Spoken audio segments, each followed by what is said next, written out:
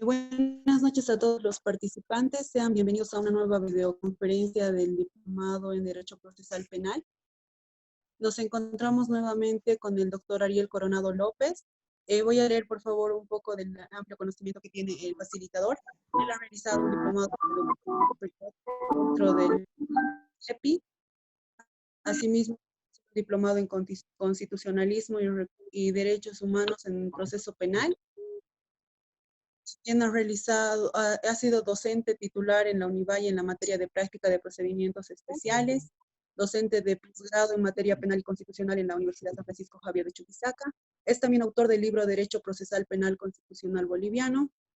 Asimismo es abogado litigante en materia penal y constitucional, nombrado abogado destacado desde el año 2019 por el Ilustre Colegio de Abogados de Chuquisaca, y es expositor y capacitador en seminarios a nivel nacional en materia penal y constitucional. Doctor, nuevamente le damos la bienvenida a una nueva videoconferencia de este módulo. Por favor, ahora yo le voy a dar paso para que usted pueda iniciar con su exposición. Bueno, buenas noches a todos en este viernes de cuarentena que tenemos, que no podemos salir, o sea que vamos a aprovechar y espero que ustedes estén aprovechando mucho este módulo.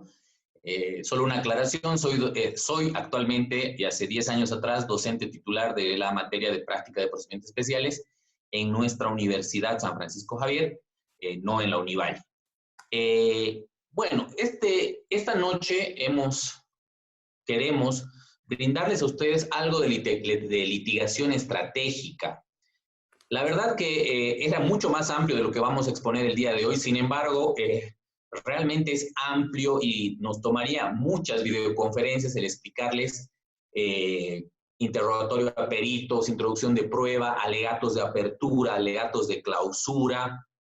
Entonces, nos vamos a dirigir el día de hoy solamente a interrogatorio de testigos propios y al contrainterrogatorio, algo que me parece muy importante que deben tener conocimiento ustedes que están haciendo este diplomado en juicio oral. Obviamente que tomando en cuenta un aspecto que este diplomado es con mención en la ley 1173 y por ello tomaremos en cuenta las declaraciones también de las víctimas y de los testigos menores de edad, que ya lo habíamos tocado en alguna oportunidad, pero en realidad es un aproximamiento general al interrogatorio, ¿ya?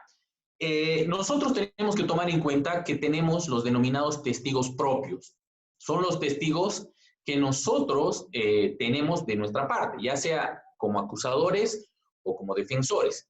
Estos testigos propios, y aquí debo hacer una aclaración, en mi concepto no hay peritos propios, por ejemplo, los peritos son del proceso, los designa el juez o tribunal o el fiscal, y los puntos de pericia también, en base a la proposición de las partes, lo designa el tribunal o el fiscal. En ese entendido, no hay un perito propio. Lo que sí hay es una proposición de un perito que puede o no ser designado por el tribunal. Eso es algo que estamos equivocados, creo, en nuestra litigación local.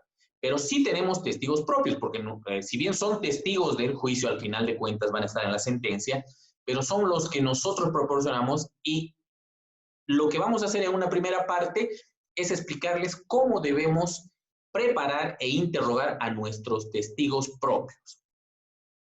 Entonces tenemos que en un juicio oral vamos a tener un examen directo cuando sean nuestros testigos y vamos a tener un contrainterrogatorio si no son nuestros testigos. Es decir, si la otra parte los ha ofrecido, obviamente no podemos interrogar de la misma manera a un testigo que no es nuestro que a un testigo contrario, ¿ya?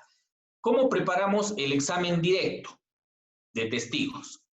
Primero, selecciona, y estamos hablando aquí, estamos no en el juicio oral todavía, estamos en la fase de la etapa preparatoria, ¿ya?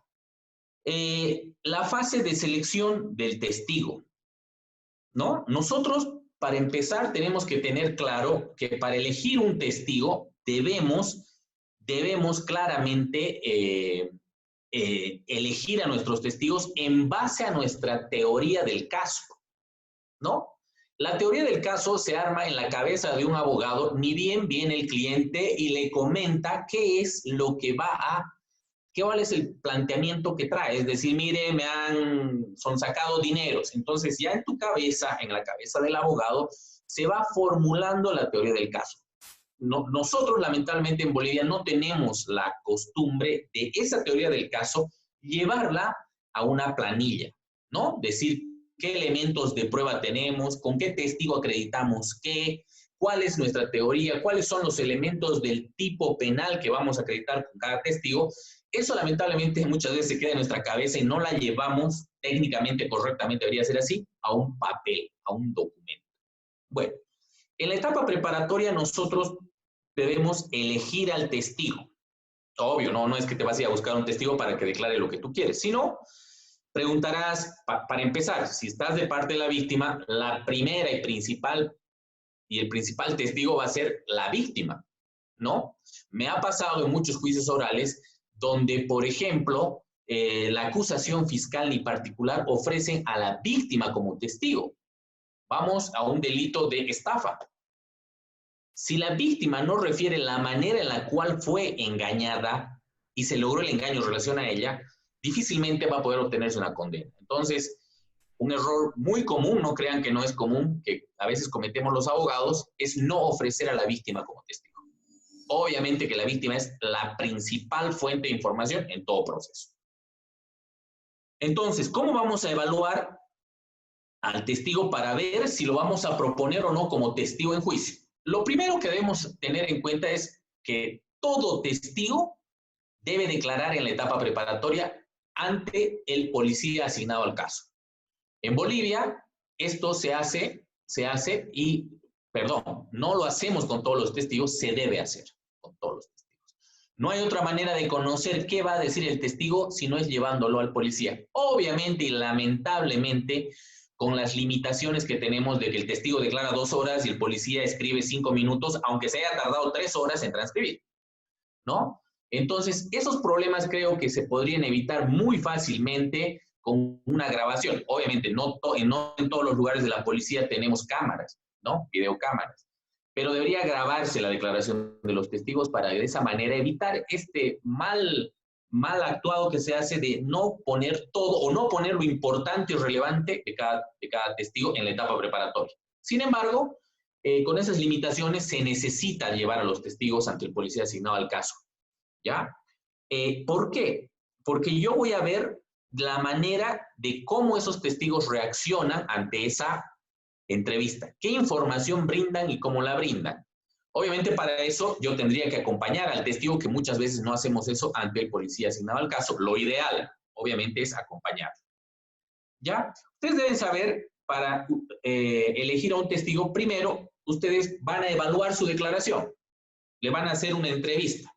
Si el testigo es muy nervioso o olvida detalles o es falto de claridad, ¿no? A veces el testigo, por ejemplo, tiene algún problema en el habla y no puede expresarse, aunque el testigo sea un testigo muy importante, lamentablemente para tu teoría del caso vas a tener que desecharlo.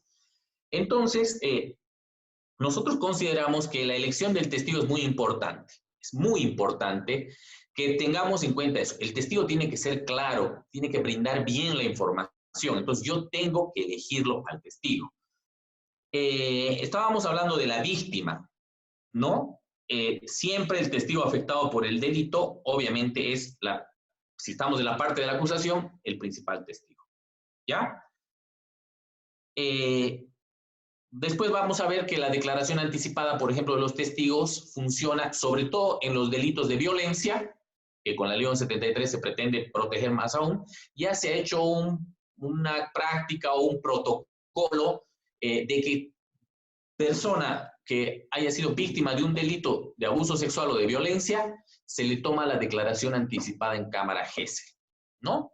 Entonces, el anticipo de prueba, que está en el artículo 307 del procedimiento penal, nos ayuda bastante en aquello, es la herramienta a utilizar y se da, dice el 307, cuando una declaración que por algún obstáculo se presuma que no podrá producirse durante el juicio. Entonces nosotros al solicitar el anticipo de prueba al juez, debemos fundamentar cuál es el obstáculo. No puedo decir solamente necesito un anticipo de prueba. Debo ver cuál es el obstáculo. Generalmente es el testigo va a viajar al exterior del país, ¿no? El testigo está muy enfermo, ¿no? El testigo tiene una edad avanzada, por lo cual no va a recordar en un futuro y hay que tomar la declaración. O al revés, el testigo es menor de edad y con el tiempo su memoria a largo plazo, por la edad que tiene, es muy breve y tiene que declarar ahora. Y con las víctimas, ustedes ya lo conocen muy bien, para evitar la revictimización. Tomar una sola declaración que sirva para el juicio y si hay otro juicio se la reproduzca nuevamente, por ejemplo, en un juicio de reenvío, ¿no? Entonces, ¿qué tenemos que fundamentar? El obstáculo que hace presumir que no va a poder producirse durante el juicio esa declaración.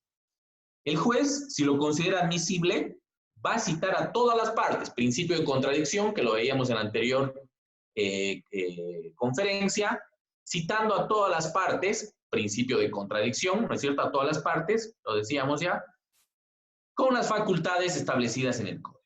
Y si rechaza el pedido, no se apela esa resolución del juez, se acude directamente al superior, es decir, a una sala penal, de manera directa. Entonces no tienen que apelar.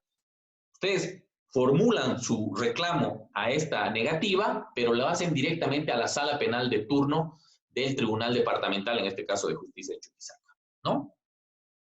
Nosotros como abogados, una vez que hemos entrevistado al testigo, y ojo, la preparación de un testigo no significa que tú le vas a decir qué es lo que va a decir o qué va a mentir, ¿no? La preparación de un testigo es una herramienta científica, procesalmente hablando, que se encuentra en la doctrina, les hemos dado a ustedes la litigación estratégica en el derecho chileno, hay litigación estratégica de Beutelman, hay muchas. Entonces, no es que la preparación de un testigo sea algo ilegal, ¿no? Como muchas personas piensan. Además, para eso lo haces declarar ante el policía asignado al caso también. Nosotros, como abogados litigantes, debemos preparar al testigo. Nuevamente lo digo, no lo ético o ilegalmente incorrecto, ¿no? Y debemos motivarlo. ¿Qué pasa? Un testigo puede ser que se desmotive, ¿no? Le dice al testigo, ya declararon a la policía, ¿tengo que volver a declarar en juicio? Sí, y de aquí a 2 años. De aquí a 2 años, sí, porque, bueno, la etapa preparatoria dura 6 meses, ustedes conocen que lamentablemente hay etapas que duran mucho, etapas preparatorias, y además el juicio dura más en ser señalado, etc. Entonces, hay que motivarlo al testigo. Yo recuerdo un caso que llevé adelante contra un sacerdote por el delito de abuso sexual a menor, bueno, en ese entonces abuso deshonesto. En ese proceso, en ese juicio oral, me contrataron ya directamente para juicio oral, y los menores no querían declarar. Nosotros tuvimos con la fiscal de ese entonces, tuvimos que ir a buscarlos al campo, y no vivían uno al lado del otro, les aseguro, ¿no? Vivían muy lejos en el campo, ¿no? Ustedes saben que en el campo las casas son muy lejanas, no vivían en un centro poblado. Entonces, nosotros buscábamos a los testigos, a sus familiares. ¿Y qué es lo que pasaba? Los familiares no querían, los padres no querían que declaren. ¿Por qué? Porque gente del pueblo les había señalado que no, que cómo le van a hacer eso al padre, los presionaban. Entonces uno necesita motivar a los testigos. Tienes que decirle por qué es importante que declaren un juicio y por qué es muy necesaria su declaración. De lo contrario, que no declare, ¿no? La verdad histórica del hecho no va a salir a la luz. De esa manera nosotros pudimos hacer que estos testigos vayan queriendo, con apoyo psicológico además, ¿no? Puedan declarar en juicio y se mantengan. Entonces, la verdad que es muy importante motivar a los testigos. Luego tenemos que analizar al testigo en términos de coherencia con las versiones de otros testigos. A veces un testigo no es que esté mintiendo, ¿no? Sino que su percepción es diferente a los otros testigos. Vamos a un ejemplo. 3 testigos ven la misma escena, camioneta blanca que choca a auto rojo. Pero resulta que uno de los testigos no es que no haya estado en el lugar de los hechos, no es que no haya visto lo mismo, pero para él es al revés, camioneta roja, choca con auto blanco. ¿Por qué? Porque él se acuerda así. Su percepción es esa. Entonces, tú no lo puedes llevar a ese testigo a juicio, porque si bien él no está mintiendo, se está contradiciendo en su declaración con las declaraciones de otros testigos. Eso es algo que tenemos que verificar. Por eso, un abogado tiene que dominar las declaraciones que se presentan en la etapa preparatoria para preparar el juicio. Ojo, ustedes saben que la otra parte, no todas las veces, pero sí algunas veces, también hace declarar a sus testigos. Tú tienes que conocer más esas declaraciones que el propio abogado de la parte contraria, porque después, como vamos a ver en juicio, vas a explotar ese tu conocimiento que tengas. Entonces, tenemos que ver que el testigo también sea coherente con otras versiones de otros testigos. Luego tienes que evaluar si el testigo es creíble.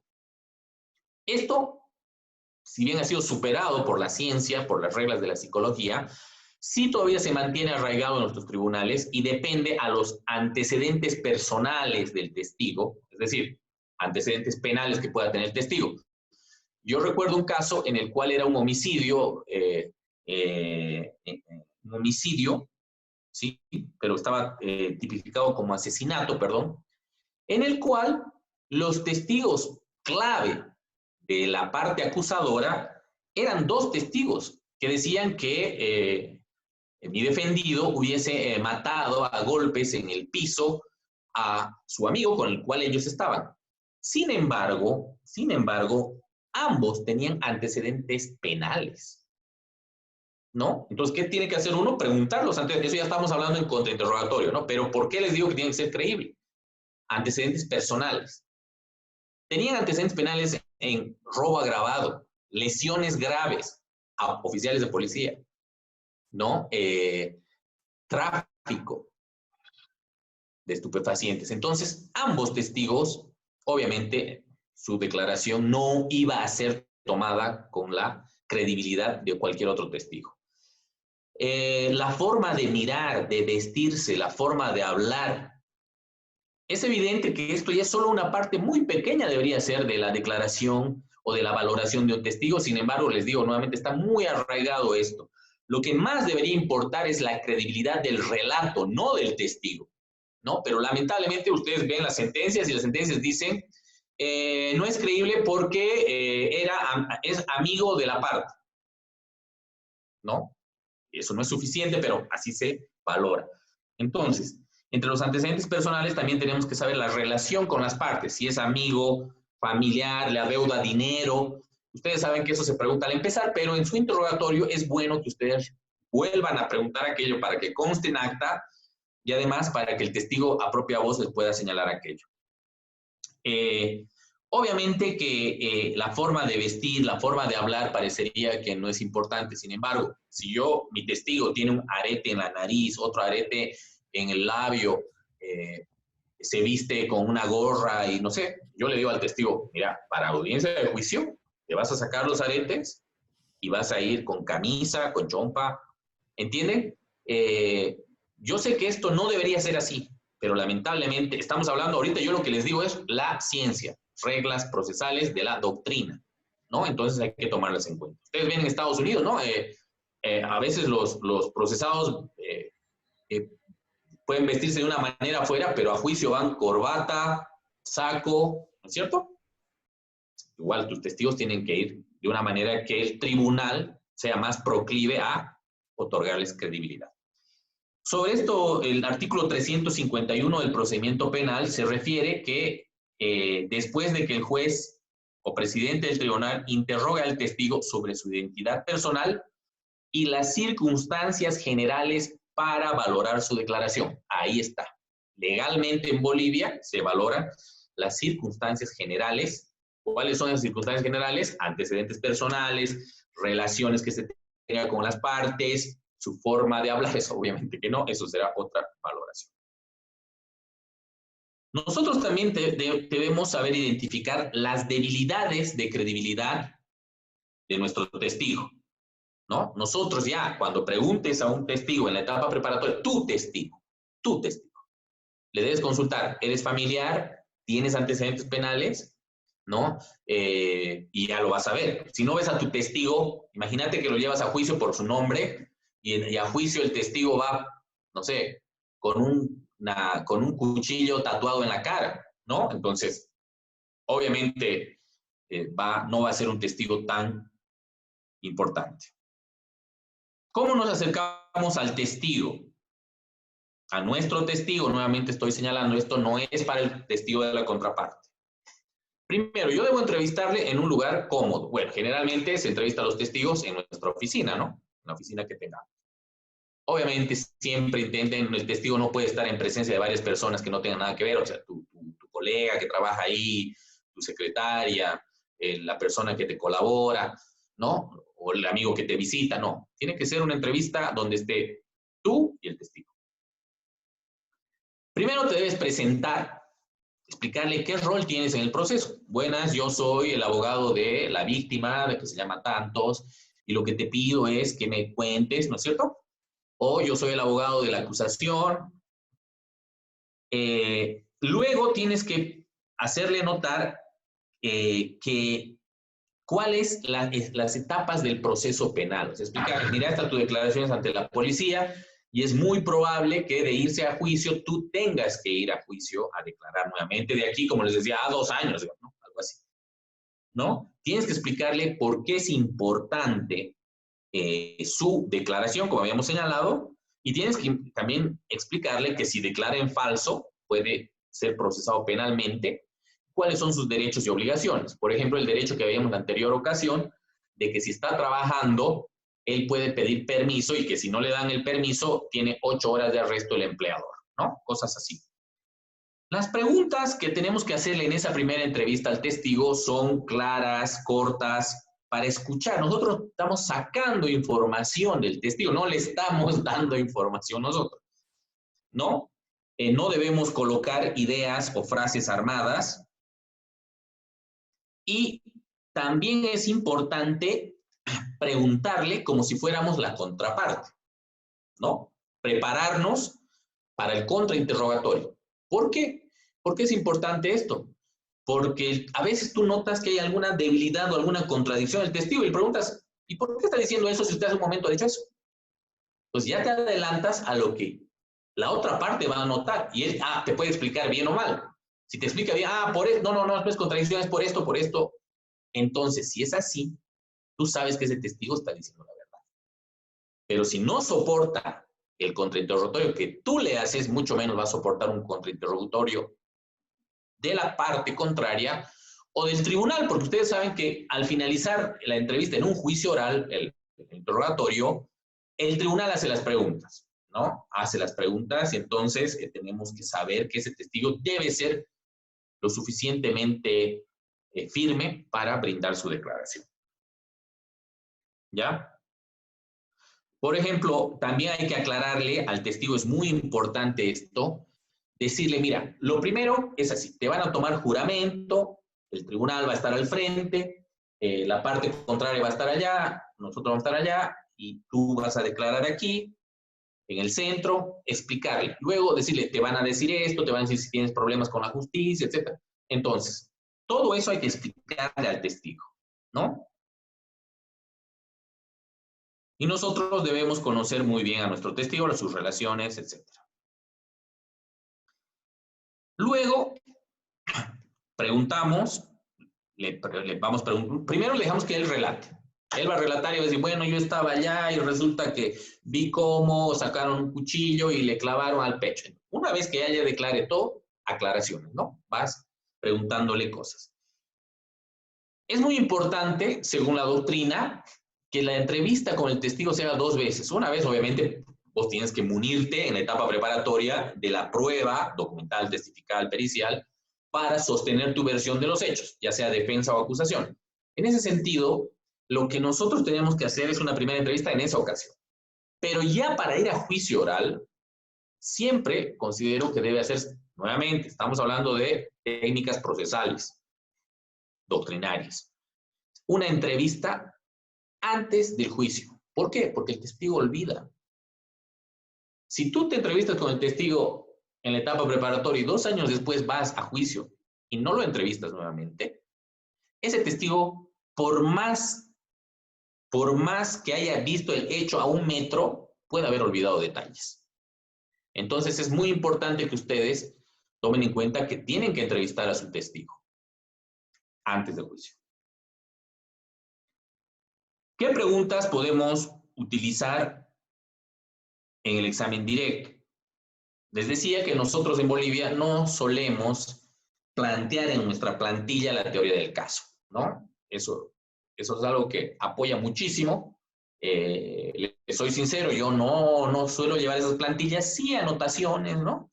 Sí anotaciones, cuaderno de juicio, ¿no? Pruebas de cargo, de descargo, entrevistas de los testigos, que es muy importante para el interrogatorio de testigos. Es muy importante que ustedes tengan todas las entrevistas que se han tomado en la etapa preparatoria, y si hay un anticipo de prueba también, todas. Y tienen que ofrecerlas en su memorial de acusación o en su memorial de ofrecimiento de prueba de descargo. Esas pruebas tienen que ser ofrecidas. Ojo, no para que ingresen como prueba, porque no se puede. Ustedes ya conocen, hay una prohibición. ¿Pero para qué? Para efectos de las contradicciones. ¿Y para qué? Para que tú en tu cuaderno de juicio tengas esa entrevista. Entonces, ¿a quién van a convocar? A Juana Pérez. Busco la entrevista de Juana Pérez y veo qué ha dicho.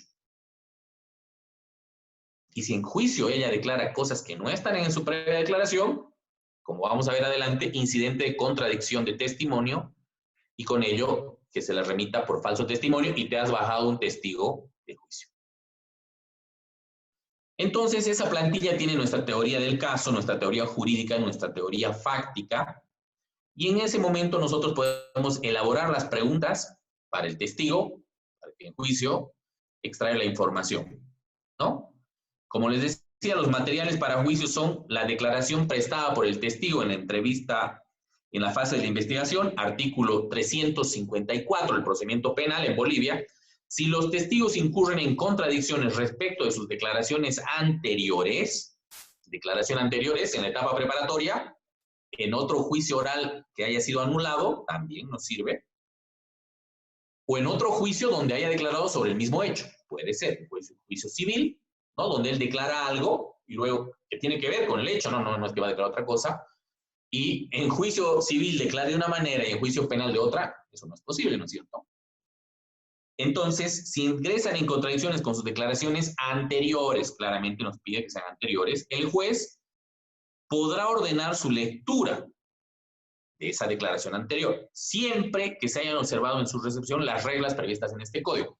En su recepción, es decir, no me sirve, les doy un ejemplo, una declaración ante notario de fe público. ¿Sirve? ¿Qué me va a servir si ha declarado ante el policía asignado? En Bolivia, la única autoridad que puede tomarle la declaración es el policía o el fiscal. Puede el fiscal tomar una declaración personalmente, puede hacerlo si quiere, ¿no? Entonces, si es así, se va a ordenar la lectura, persistiendo las contradicciones, resultando ello falso testimonio, se aplica el 201 del procedimiento penal. Veamos el 201.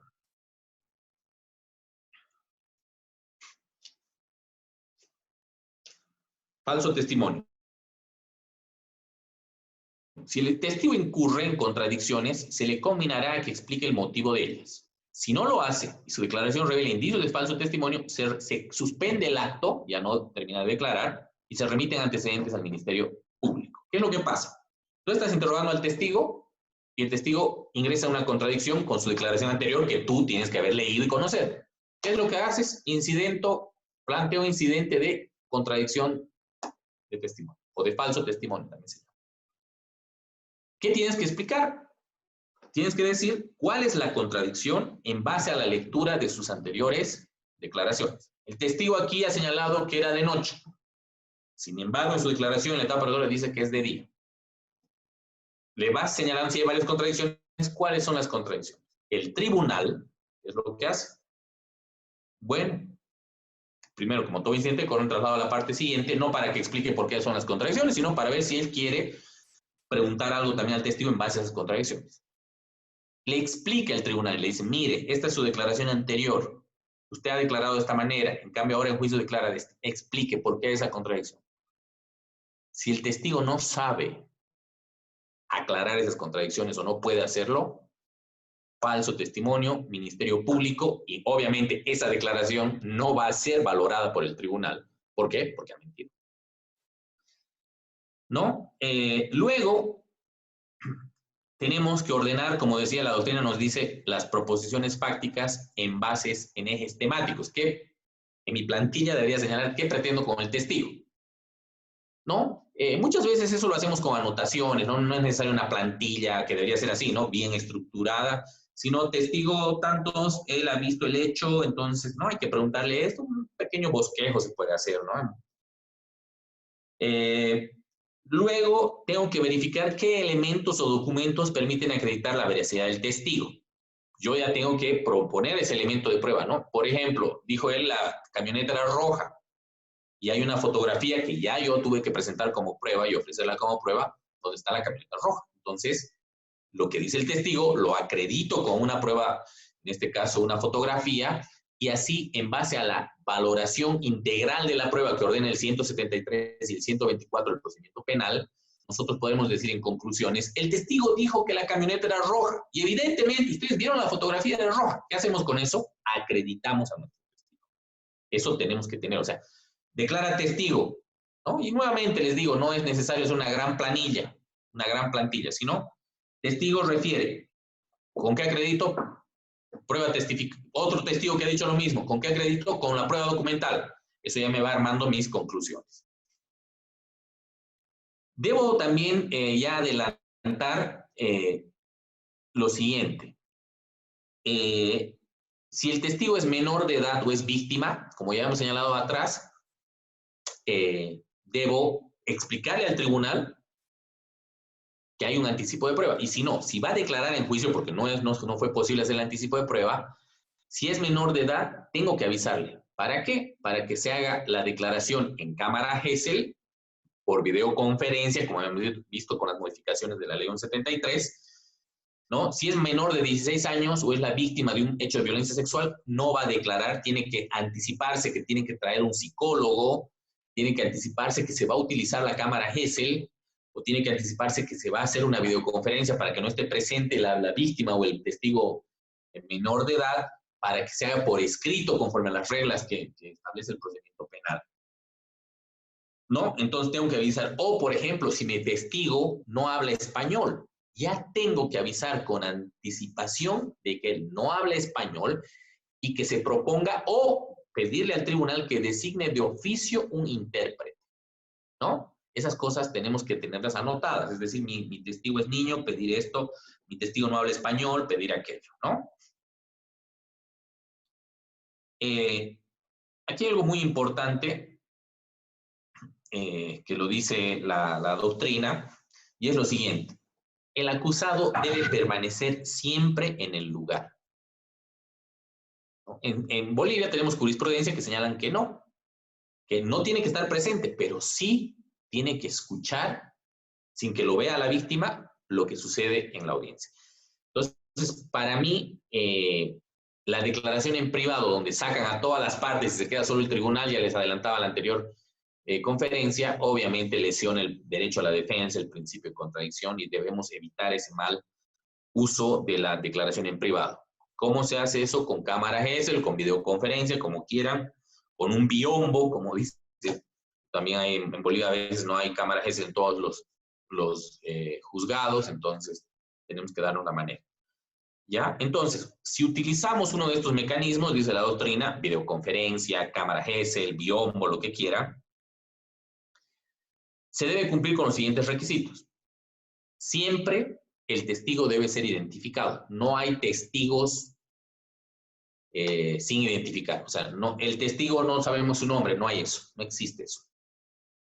Y dos, siempre debe respetarse el derecho a contrainterrogar al testigo, ¿no? Si es por escrito, interroga a la parte, también la contraparte. Por escrito.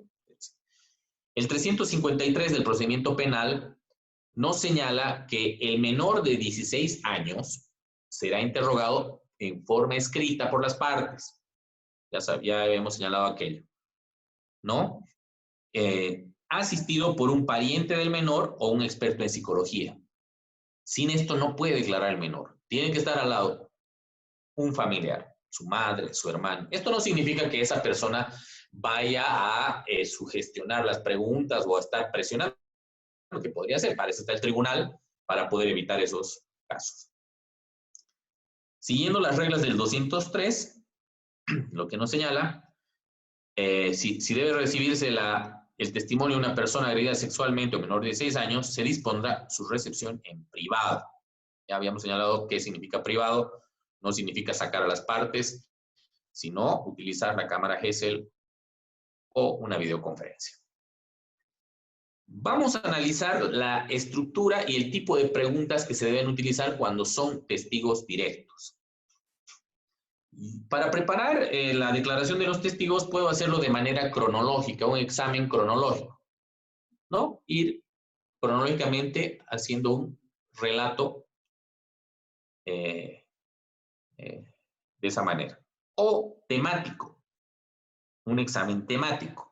Es decir, me voy a lo más importante que va a decir ese testigo para de esa manera privilegiar lo que yo quiero obtener. Eso a veces es muy importante. ¿Por qué? Porque a veces hasta que vaya contando su vida cronológicamente el testigo, el tribunal se va a dormir, ¿no? Entonces, ¿qué necesito a veces? Irme al punto exacto, a lo que necesito acreditar. Si es un delito muy grave, a la gravedad. ¿Qué es lo que pasó? Y el testigo, yo vi que le clavó un cuchillo en el pecho. Entonces, el tribunal, lo primero que escuche sea del testigo, él le clavó el cuchillo en el pecho, obviamente es algo que va a quedar ahí, ¿no? Entonces, dependiendo del testigo, tenemos que ver. Y lo que quiero que aporte el testigo, ¿no? Es examen cronológico o examen temático. La estructura de las preguntas. Primero, preguntas introductorias, preguntas de legitimación del testigo, y luego ya las preguntas directas sobre lo que conoce del hecho, y a veces las preguntas finales, ¿no? La pregunta matadora, ¿no? Muchas veces para acabar la entrevista, ¿no? Bueno, ¿no? También para dejar esa impresión. Y luego terminar la entrevista.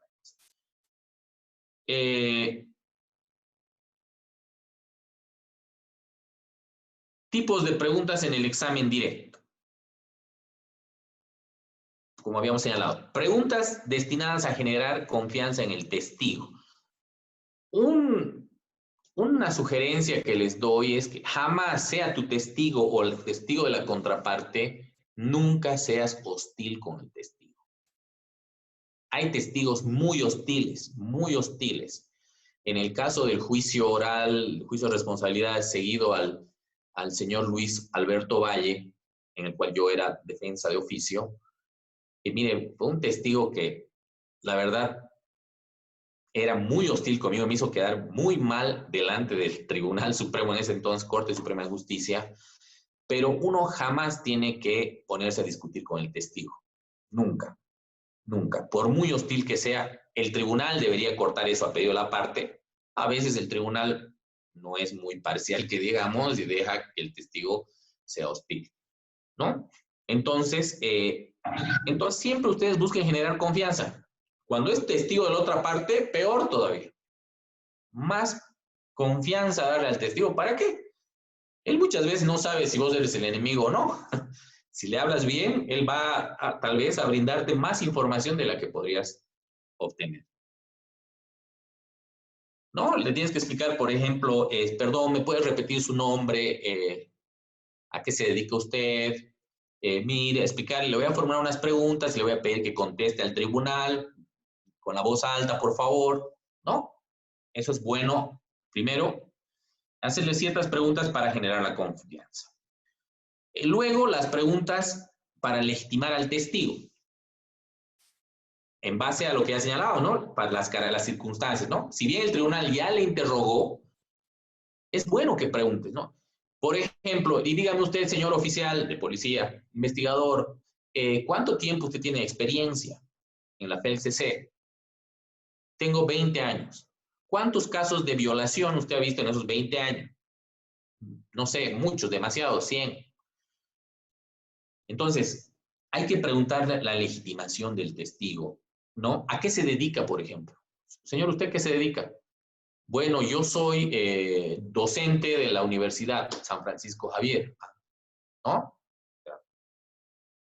Tiene cierto, ¿no? O yo soy médico, ¿no? Por ejemplo.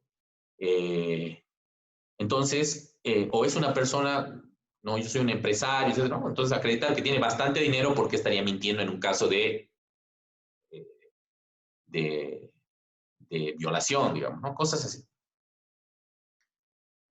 Entonces, nosotros tenemos que ver esos vínculos.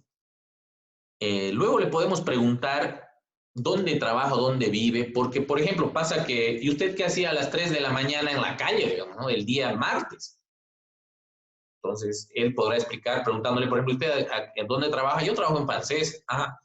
¿Y a qué hora trabaja? A las 3 de la mañana.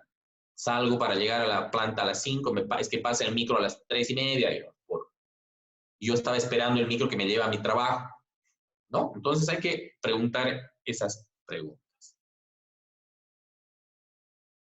Luego, las preguntas que hay que hacer son las abiertas, ¿no? Permitirle al testigo que refiera la información que sabe, que conoce. Dígame usted, señor testigo, ¿dónde se encontraba el 27 de marzo de 2020? ¿O qué es lo que hizo usted el 27 de marzo? Bueno, en la mañana hice esto, en la tarde hice esto. Vamos a la tarde. ¿Qué hizo en la tarde? Explíquenos, relátenos, por favor. Yo estaba caminando y de repente vi que un auto pisó a una persona. Entonces, primero le dejamos que relate. Luego vi que el chofer vio que lo pisó y se fue. O se notaba que estaba borracho.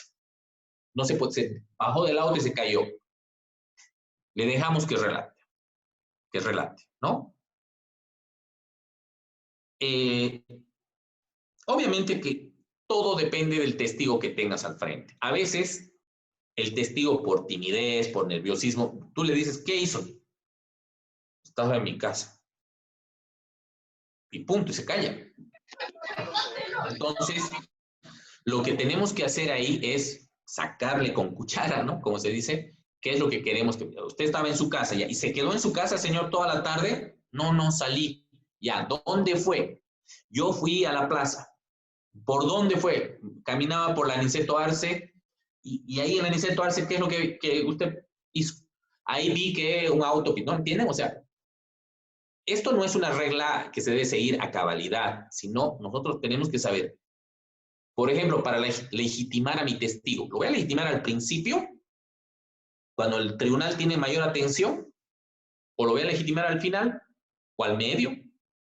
Eso va estructurándose y ustedes con la práctica van a poder establecer qué es lo que más es mejor, ¿no?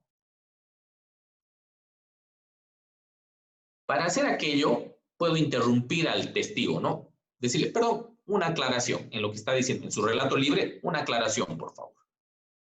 ¿No? ¿Pudo ver a alguien más? ¿No? Algo así para ir guiando al testigo en lo que nosotros queremos que él brinde. También podemos hacer que termine de responder, de relatar todo y recién preguntarle, ¿no? Yo tengo que siempre elegir y buscar la información en él que yo necesito para acreditar mi posición jurídica y fáctica, ¿no? Otras recomendaciones que nos da la doctrina es usar fórmulas de transición. Pasar de un tema a otro, de una fecha a otra fecha, o de un lugar a otro. Muchas veces el testigo va relatando, porque vio muchas cosas. Doy un ejemplo: 3 abusos sexuales diferentes, ¿no? Entonces, el testigo puede decir, yo fui a la calle Panamá y ahí vi lo que le hizo a un niño, después le hizo a otro niño, pero no era la calle Panamá, ¿entienden? A otro niño fue en otro lugar. Entonces, el testigo a veces va diciendo y tienes que estar muy atento. Por eso los juicios orales son tan agotadores. Tienes que estar muy atento a las respuestas del testigo para ir preguntando, ¿no? Entonces, es muy importante usar esas fórmulas de transición. Ya, un ratito. Usted dice que ha visto en la calle Panamá. Ahora, reláteme del segundo niño. ¿Dónde vio usted al segundo niño? Entonces, lo está llevando de un lugar a otro. O cuando la víctima es la misma y son hechos, delitos sucesivos. Doy un ejemplo, un delito sucesivo de abuso sexual, ¿no? De varias veces, preguntarle, a ver, ¿eso es la primera vez que está señalando? ¿Alguna otra vez más? Sí, en otra ocasión. Y luego, sí, también en otra, ¿no? Entonces vamos de momento a momento, de lugar a lugar. Es importante. Nosotros tenemos que saber que el tribunal no sabe nada. Y lo que se ve, se anota, ¿no? Tenemos que recordar que el testigo es protagonista. Él es el protagonista, no tú. El testigo es el que tiene que brindar información, ¿no? Me ha pasado en algún caso que no era un juicio, era en una medida cautelar, el tribunal en alzada, el juez primero, que dio la cautelar, para sustentar la cautelar señala, el fiscal dice que él amenazó a un testigo. ¿Cómo que el fiscal? El fiscal es quien tiene... No es cierto. El testigo, ¿no? Como no había ningún testigo, dijo, el fiscal dijo. Entonces, y el defensor lo que dice no vale, ¿no? Entonces, vean ustedes que el protagonista es el testigo, no somos nosotros los abogados. Debemos buscar que el testigo esté cómodo. A veces el testigo no responde lo que nosotros pretendemos, ¿no? No tenemos que hacerle sentir que estamos enojados o que estamos frustrados con esa respuesta, además porque quedamos mal ante el tribunal, ¿no? Debemos buscar siempre que el testigo esté en calma. Cuando por alguna razón el testigo no encuentra la respuesta esperada, lo que podemos utilizar como técnica es modificarle la pregunta, ¿no? O sea, buscando la derivación de la atención del testigo. Si el testigo no se acuerda que el auto era qué color, pues yo tengo que modificarle, tal vez pasar por un momento a otro tema para luego retornar. Eso requiere mucha práctica, porque uno, el testigo a veces se pasa y dos, tú te olvidas volver al tema. Por eso es muy importante tener esa plantilla para saber qué has respondido. Obviamente yo les digo, por práctica es muy difícil tomar apuntes, es muy difícil ver qué has respondido y qué no. Y estar atento además a lo que pueda hacer la otra parte, cómo está el tribunal. Tú tienes que ver también cómo está el tribunal. Si el tribunal está cabeceando, y el testigo está diciendo algo muy importante y el tribunal está escribiendo en su celular, el juez, tú tienes que ver la manera de tomar la atención del tribunal, ¿no?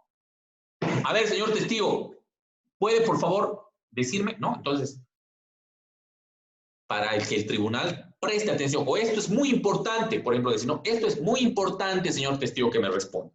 Dígame usted, ¿no? Pues, ¿para qué? Para el tribunal, esto es importante, ¿no? Entonces, puedo modificar la pregunta, pero luego regresar, pero eso, como les digo, a veces uno se olvida a dónde quería ir.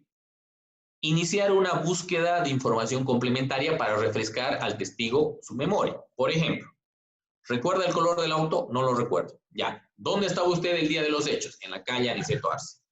¿En qué lugar específico? Estaba en el supermercado SAS. ¿Qué lograba ver usted en el SAS? Personas y autos. ¿Cuántos autos? Muchos autos. ¿Le llamó la atención alguno de los autos? Sí, un auto blanco, ¿no? Entonces, ustedes vayan haciendo unas preguntas para refrescarle la memoria. Y por último, a veces yo utilizo esto, es decirle, señor testigo, usted prestó declaración en la etapa preparatoria a tu testigo, no para contradicción. Sí, él va a decir, sí, sí se ha declarado, ¿no? Tú tienes que saber si ha declarado, ya se supone que sabe si ha declarado. ¿Usted ha declarado? Sí. Y dígame, ¿en esa declaración le preguntaron el color del auto? Sí. ¿Qué él respondió? Entonces, ¿para qué? Para que él diga, sí, el auto era rojo, ¿no? Entonces, ¿era rojo, señor, o qué color era? No, sí era rojo, ¿no? Entonces, cosas así. Otra técnica que tenemos que utilizar para interrogar a nuestros testigos es anticipar las debilidades. Por ejemplo, si el testigo es novio de la víctima, se supone que la otra parte, el fiscal, hasta los jueces, van a saber que es novio de la otra parte. Entonces yo tengo que preguntarle, anticiparme a lo que va a hacer la otra parte y de preguntarle, dígame usted, ¿qué relación tiene con la víctima? Soy su novio, soy su hermano. ¿Para qué? Para evitar para evitar que la otra parte utilice eso. Ella ya no va a poder preguntar eso, porque si pregunta, dígame usted qué objeción, ya ha respondido reiterativa, ¿no? Otra técnica que hay que utilizar es la técnica del eco. Esto es muy importante para darle al tribunal la información importante que nosotros queremos que tenga, la técnica del eco. Es decir, el testigo agarra y dice, por ejemplo, ¿no? Dice, sí, yo vi que él le clavó el cuchillo en el pecho, ¿no? Entonces, tú le preguntas, perdón, ¿no? Perdón, ¿me podría decir lo último que ha dicho? Obviamente me puede decir reiterativa, ¿no? Por eso no pude escuchar. ¿Qué pasa ahí? Si no pudiste escuchar la respuesta, o te van a decir que te vuelva a responder, o ellos van a decir, no, ¿qué has respondido? Y yo, ¿qué es lo que hago? ¿Qué es lo que se hace en juicio? ¿Me podría decir, por favor, entonces, por secretaría, qué es lo que ha dicho? A veces el juez ya ha tomado apunte y a veces es por secretaría. Y el juez te dice, ha dicho que le ha clavado el cuchillo en el pecho. ¿Qué has logrado con eso? Uno, asegurarte que el juez ha escuchado. Dos, reiterar lo que pretendías que se reitere. Y de esa manera, después, en conclusiones, utilizar aquello. ¿No? Y luego preguntar utilizando la anterior respuesta del testigo como antecedente para una respuesta posterior. A ver, usted ha señalado que ha visto que le ha clavado el cuchillo en el pecho. Dígame, ¿a cuántos metros usted estaba cuando vio eso? La pregunta es, ¿a cuántos metros estaba? No es una pregunta compuesta, no es una pregunta sugestiva, porque él ya refirió a 2 metros. Ya, y cuando usted vio que le clavó el cuchillo en el pecho, ¿no? ¿Cómo era la iluminación en ese lugar? Ya le has reiterado 3 veces, ¿no? O sea que no va a quedar duda de que él sí vio que le clavó el cuchillo. Entonces, esta técnica del eco es muy importante y ustedes tienen que utilizarla cuando quieran tener alguna información que quede clara. Hay otra técnica que es que otra persona, antes de ir a juicio oral, le haga un contrainterrogatorio, otro abogado que trabaje con usted, pero generalmente en Bolivia lo que se hace es que tú mismo le haces preguntas de contrainterrogatorio al testigo, porque, ojo, tú no eres adivino, tú no sabes qué le va a preguntar la otra parte, pero sí sabes más o menos a dónde van a ir con ese testigo y te tienes que adelantar a aquello. Vamos a pasar al sistema de objeciones que tenemos en Bolivia. Tenemos en el artículo 354 del procedimiento penal, en el artículo 354, perdón, no conozco mi código. Perdón, 352. ¿No? El juez moderará el interrogatorio. Que se produzca sin presiones indebidas, no puedes presionarlo al testigo, sin ofender la dignidad del declarante. Las partes podrán plantear la revocatoria de las decisiones, las que limiten el interrogatorio. A veces el tribunal te limita el interrogatorio, ¿no? Y no te permite, por ejemplo, le estás preguntando sobre sus antecedentes y te dice, pero eso no es objeto del hecho. Tengo que acreditar mi testigo, ¿no? Entonces, si el presidente no te deja, puedes pedir la revocatoria. Y si es solo un juez, puedes pedir la revocatoria para una apelación restringida, ¿no? Si es que se niega. Y dice, y objetar la formulación de preguntas capciosas, sugestivas o impertinentes. Esa es nuestra norma. Capciosas, sugestivas o impertinentes. No, la pregunta sugestiva es cuando en la pregunta ya se contiene la respuesta que pretendemos que dé el testigo, ¿no? Eso ya creo que todos lo sabemos. Un ejemplo sería, ¿logró usted observar al sujeto que portaba el arma de fuego? ¿No? Ya le estoy diciendo que portaba el arma de fuego. Él pudo haber visto al sujeto, pero que portaba el arma del juego, ¿no? Usted estaba en la plaza de juegos donde ocurrió el delito. ¿Qué vio? Si él no dijo antes que estaba en la plazuela de juegos, no le puedo decir porque ¿qué vio? Ya estoy asumiendo que él estaba en la plazuela de juegos, ¿no? Por ejemplo, le pregunta, ¿qué sabe usted del caso? que atacaron a un hombre y lo mataron, es la respuesta del testigo. Y la otra pregunta es, ¿cuántas armas de fuego había en el sitio? ¿Quién habló de armas de fuego? ¿Ese testigo antes dijo que había armas de fuego? No. O sea, a veces los abogados pensamos que como ya sabemos el hecho, ya el tribunal lo sabe y ya a veces sobreentiende, ¿no? Y a veces responden así, ¿por qué sugestiva? Si verdad es pues que había hartas armas de fuego. No, pero sentar las bases, eso se llama sentar las bases. Sentar las bases para llegar a esa pregunta. ¿Usted vio armas de fuego en el lugar? Sí. ¿En cuántas personas estaban portando armas de fuego? ¿No? Otra pregunta sugestiva. Usted ha señalado que vio armas de fuego. 2 o 3 armas de fuego. Por ahí eran 5. Ya le estás dando la respuesta, ¿no? 2. Preguntas capciosas. Son aquellas que inducen en error al testigo. Estos generalmente se da en el contrainterrogatorio, ¿no? No en tu interrogatorio, porque ni modo que tú pretendas que tu testigo ingrese en error, ¿no? Por ejemplo, se pregunta, ¿a quién vio ese día? El testigo responde, a Carlos Cabezas y Víctor Montesinos. La siguiente pregunta, Carlos Cabezas y las otras personas que estaban atrás, ¿qué hacían? ¿No? Ahí ya estamos dándole no una respuesta, sino induciéndolo a error. Ya estás metiendo a otras personas, cuando él te dijo solo una más. Entonces, él va a responder y lo que responda ya va a sobreentenderse que él estaba con otras personas, no solo con Víctor Montesinos. Yo vi que él le pegó al niño varias veces, dice el testigo. Y la pregunta, ¿y cuántas veces les pegaba a los otros niños? O a los niños, perdón.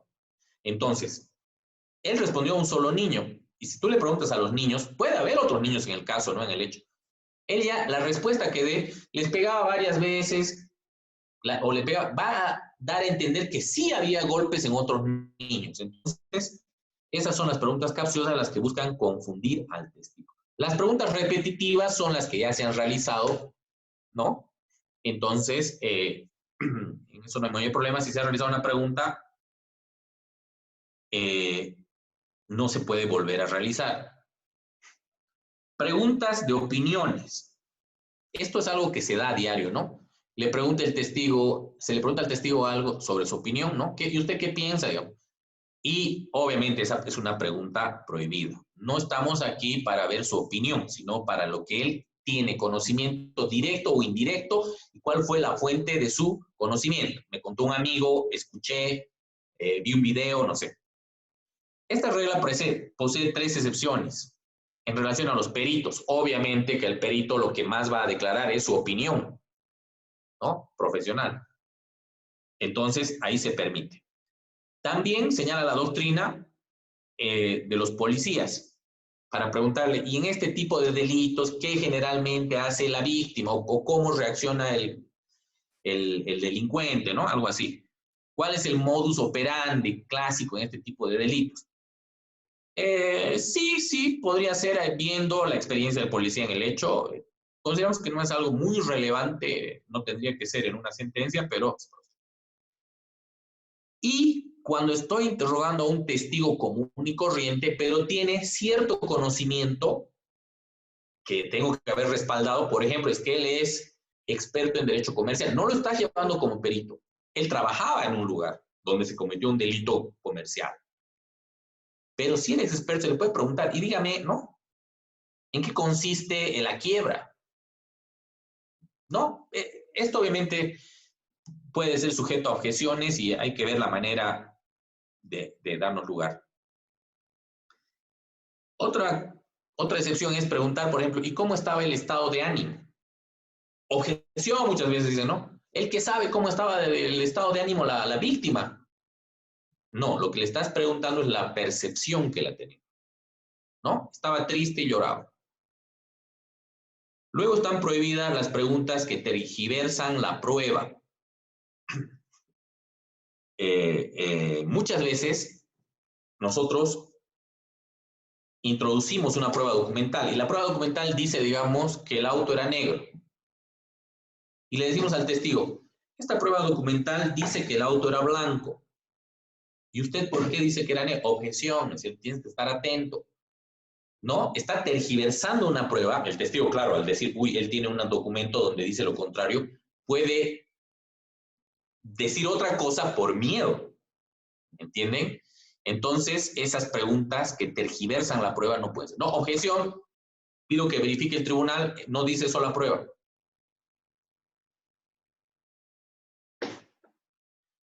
Luego tenemos las preguntas compuestas. Las preguntas compuestas no están permitidas. Las preguntas compuestas se dan cuando se incluyen dos o más temas en una misma pregunta. ¿No? Un ejemplo. ¿Dónde usted estaba? ¿Qué es lo que hacía a esa hora ahí? ¿Por qué tardó tanto en volver? El testigo, así sea tu testigo, no. Te va a responder la primera. Yo estaba en la calle Aniceto Arce y a esa hora estaba cocinando. Ya no te va a responder la tercera. O sea, no se puede. Entonces, cada pregunta debe ser individual. ¿Dónde estaba usted? Te responde. ¿Qué es lo que hacía a esa hora en ese lugar? Te responde. ¿Por qué tardó tanto en volver? ¿No? Y luego las preguntas confusas, ambiguas o vagas, ¿no? Eso, bueno, que eso es capciosa también, ¿no? Es como una capciosa. ¿Cuál de los objetos que se movía de norte a sur era aquel en el cual se desplazaba el vehículo que usted observó desde su posición al otro extremo de la acera en la calle perpendicular a la principal? ¿No? Esa es una pregunta, no es capciosa, pero sí es confusa. También tenemos que objetar esas preguntas. Las hay, ¿no? A esos no faltan los chapulines o los chavos que, pucha, relatan toda una cuestión para que al final no, ni uno entiende las preguntas, ¿no? Ya sabemos que no se puede presionar al testigo, no puede haber preguntas coactivas. Diga la verdad, usted lo vio así, ¿no? De entrada, objeción, ¿no? Presión indebida. ¿Sabe que por mentir le pueden meter proceso penal? Objeción.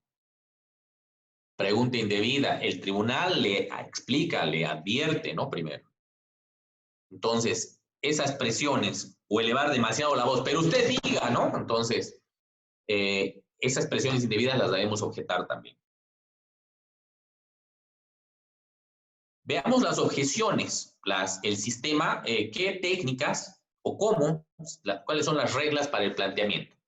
La primera regla que tienen que tomar en cuenta es que la objeción se debe hacer antes de que el testigo conteste, ¿no?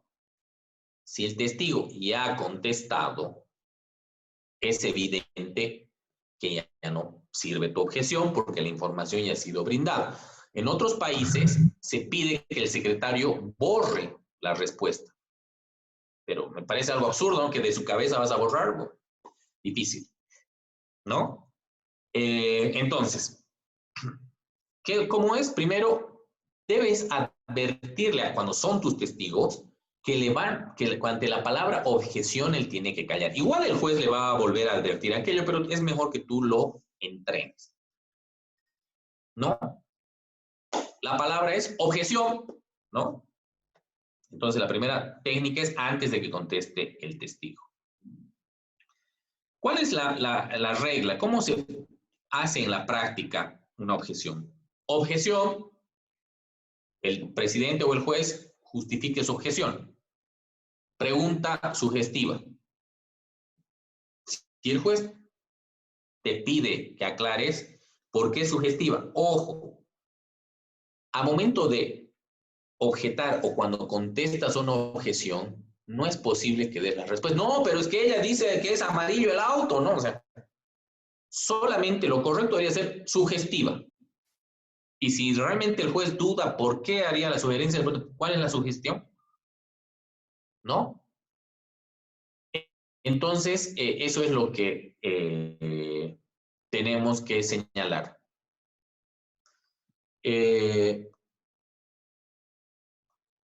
vamos a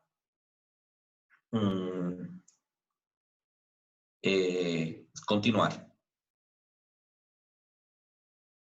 Muy bien. Hasta ahora hemos visto el relato y las técnicas a utilizar cuando son nuestros testigos. Y ahora ya para ir concluyendo, vamos a ver cuándo y cómo debemos hacer el contrainterrogatorio.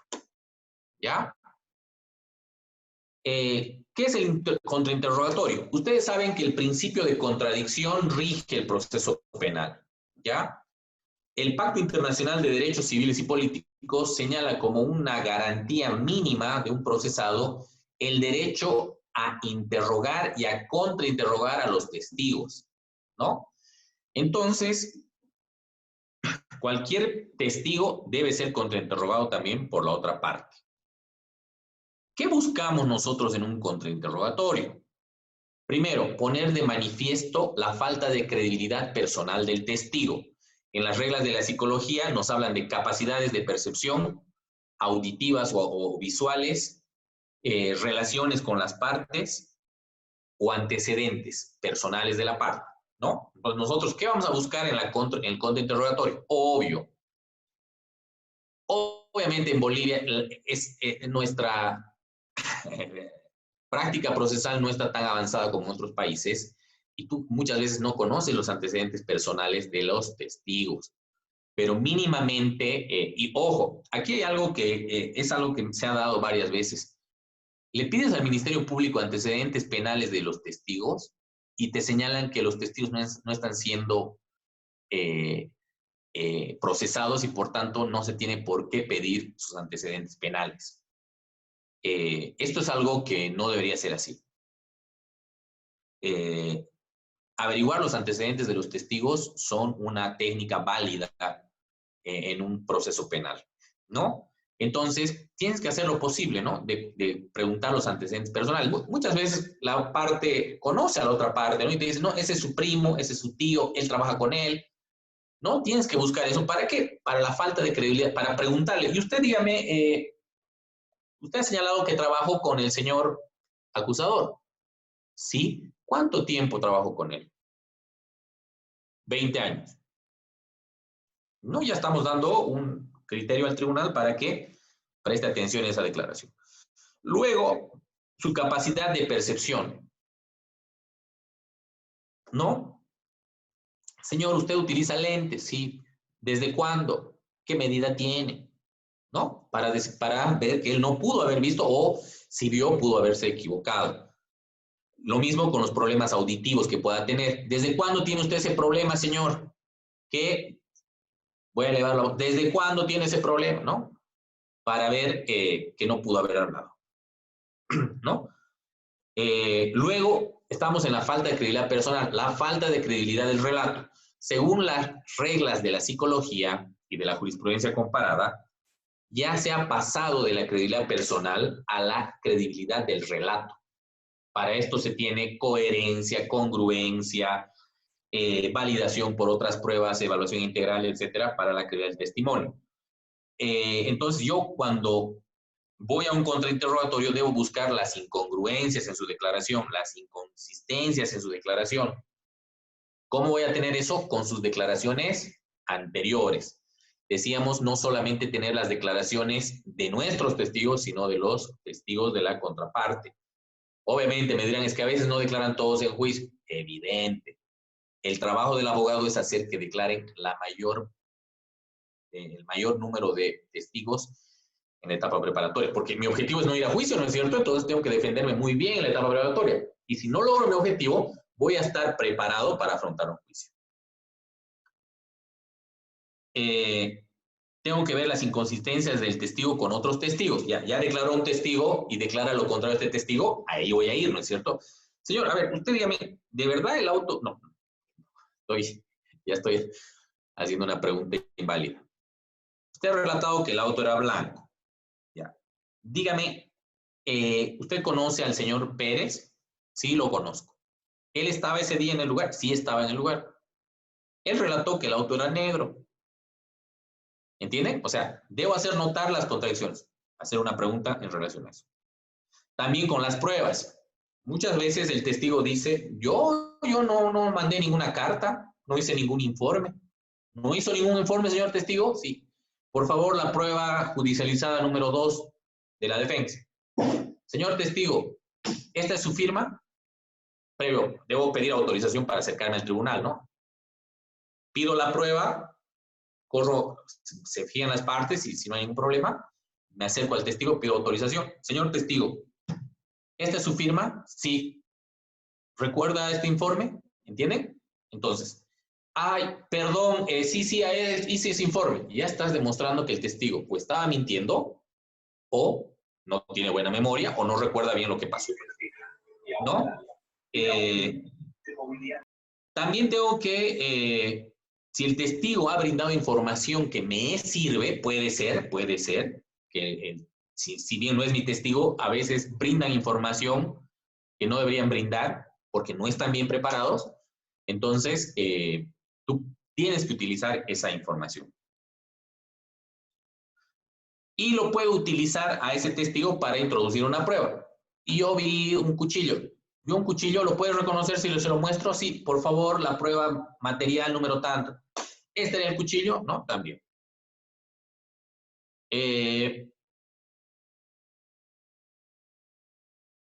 Puedo atacar con ese testigo la credibilidad de otro testigo, ¿no? Él dice, sí, yo estaba a las 8 de la noche y vi correr a esa persona, pasar corriendo perseguida por policías. Y otro testigo, ¿no? Señaló que no, que estaba ahí a esa hora y no. Señor, ¿y había alguien más en la calle? No, nadie más. Entonces ya estás desacreditando con un testigo de la contraparte que el otro testigo no estaba presente. Igualmente, en un juicio que tuve antes de que haya esta vacación forzada que tenemos, va la mamá y dice, no, mi hijo estaba conmigo, ha dormido conmigo, su papá le ha llamado y le ha dicho, papá, voy a ir a trotar. Pues no estaba presente, no pudo estar presente en el lugar de los hechos. Viene el papá.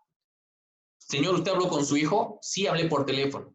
¿Le dijo que él que iba a ir a trotar? No, no me dijo.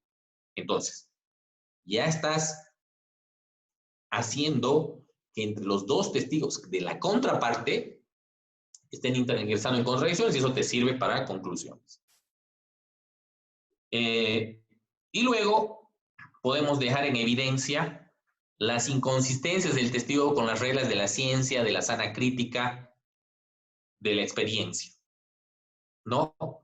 Si un testigo dice, sí, era a las 3 de la mañana, ya estaba amaneciendo, digamos, ¿no? O sea, eso obviamente no es así, no puede ser, ¿no? Entonces hay que hacer ver eso. La estructura del contrainterrogatorio, tenemos que, hay que ser nuevamente, les digo, muy afable, muy cordial con el testigo, ¿no? Muchas veces eso hace que el testigo se sienta en confianza y empiece a brindarte información que no esperaba la contraparte que la tengas.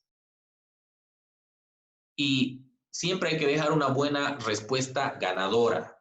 Si él te ha dado una respuesta que te ayuda a sustentar tu caso, ya no la embarres, para ahí, ¿no? Y quédate con eso.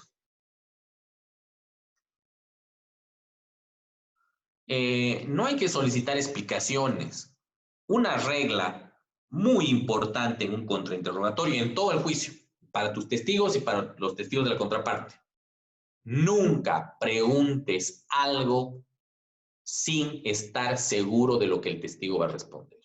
Eso es algo que es una regla que se debe cumplir, porque si tú preguntas algo y no sabes la respuesta, puede ser muy contraproducente a tu teoría del caso.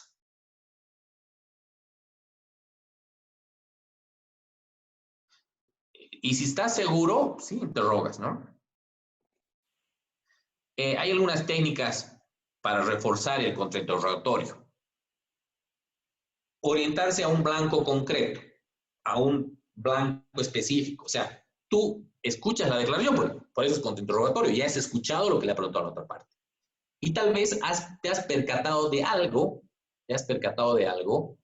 que es importante para ti. Entonces vas a eso, ahí, a preguntar eso. A ver, no le entendí bien, ¿no? Acláreme. La técnica de tocar y correr, ¿no? Es decir, le preguntas algo. Dígame, ¿la camioneta de qué color era? Blanca. Muchas gracias. Ya, si el testigo no era blanca y con eso la mano, no, gracias.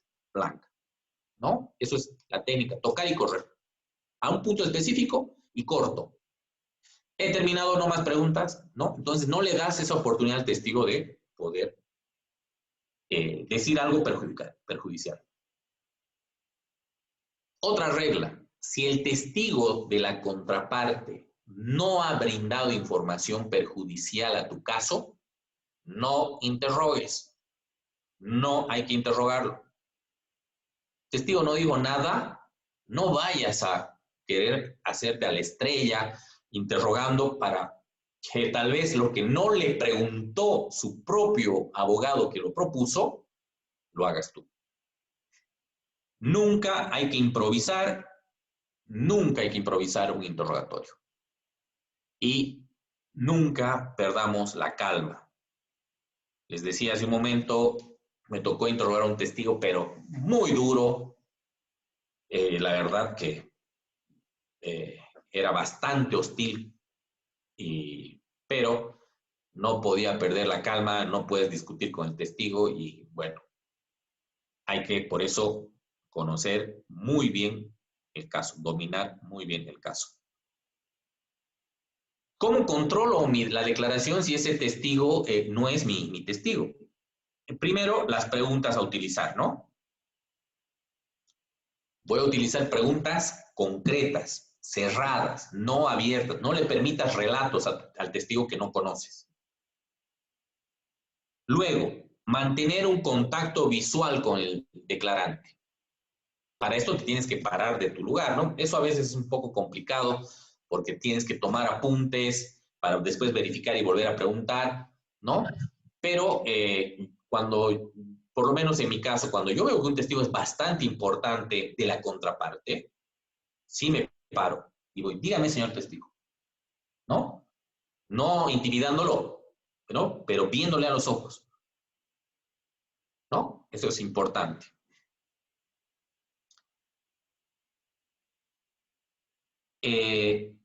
Luego, como decía, un antecedente proporcionado por él que consideremos importante, un antecedente, yo ataco sobre ese punto, es la temática. Y una cuarta técnica que se tiene es decir el nombre en cada pregunta. Dígame, Ariel, esa noche, ¿no? Y dígame, señor testigo, reláteme, Ariel, por favor, ¿entienden? Decir su nombre es muy importante como técnica de contrainterrogatorio. Y una quinta recomendación es la de interrumpir al declarante. Si ya te dio la información, muchas gracias. Una siguiente pregunta. ¿No? Y el otro, pero déjeme continuar. Señor testigo, ya respondí mi pregunta. Le hago otra pregunta, con mucha amabilidad. A veces el testigo no, empieza a pelearse con el abogado. Esa sería la quinta recomendación que se hace en un contrainterrogatorio. Como nosotros hemos podido ver en esta charla, este monólogo que he dado, es muy importante seguir estas técnicas de litigación. De mi parte, yo he aprendido estas técnicas, como se dice, ¿no? Directamente en la cancha, ¿no? No había tenido la oportunidad de conocer doctrina ni jurisprudencia antes de mis primeros juicios. Ya en base a llevar adelante los juicios, uno va leyendo, va conociendo y va practicando. Y la verdad que muchas de las prácticas que se dieron así porque sí, ¿no? Porque las aprendí en cancha, resulta que están en la doctrina y eso hace que de mi parte hayamos intentado darles estas técnicas y estas recomendaciones para que puedan aplicarlas en su vida diaria. Con esto de mi parte he concluido la conferencia del día de hoy. Muchas gracias, doctor Coronado. Por favor, invitamos a los participantes a que puedan hacerle llegar sus consultas al doctor. Como ustedes ya saben, pueden mandar sus consultas por el chat de la aplicación o activar su micrófono para que puedan hacerle las consultas al doctor.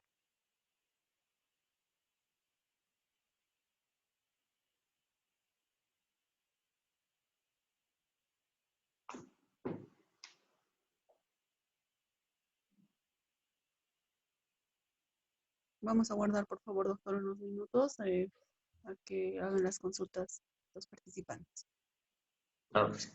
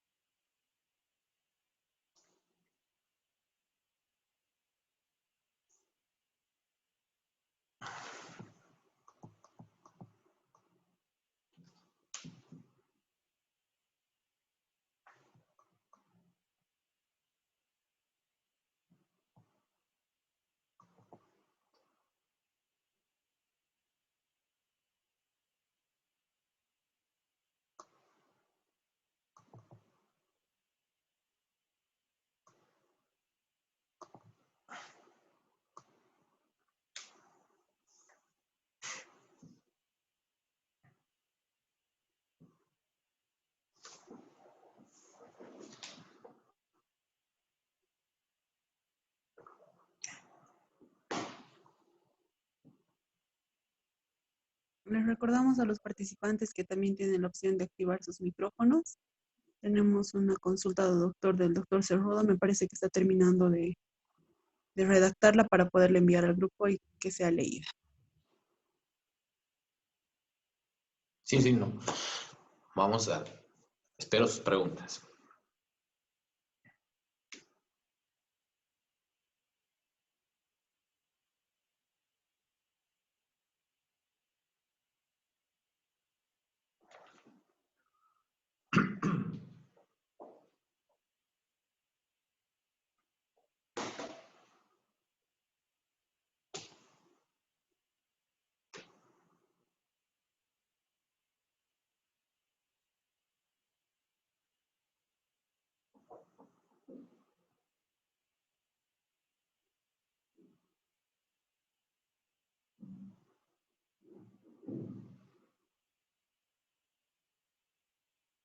Tenemos una consulta de la doctora Flores. Nos dice, buenas noches, doctor.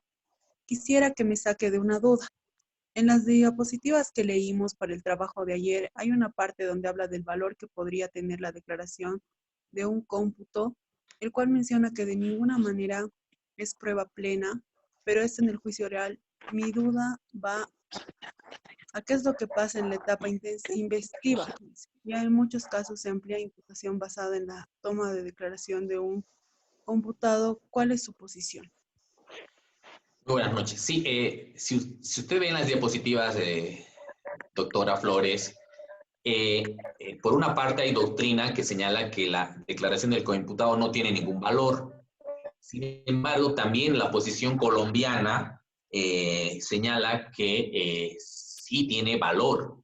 Pero ¿cuáles son las reglas? A ver, en el caso Seduca, que estaba en sus diapositivas justamente, resulta que se basaron en la declaración de un coimputado para intentar cautelar a la principal implicada en ese caso, que era mi defendida en ese entonces, y resulta que no tenían otro elemento de prueba.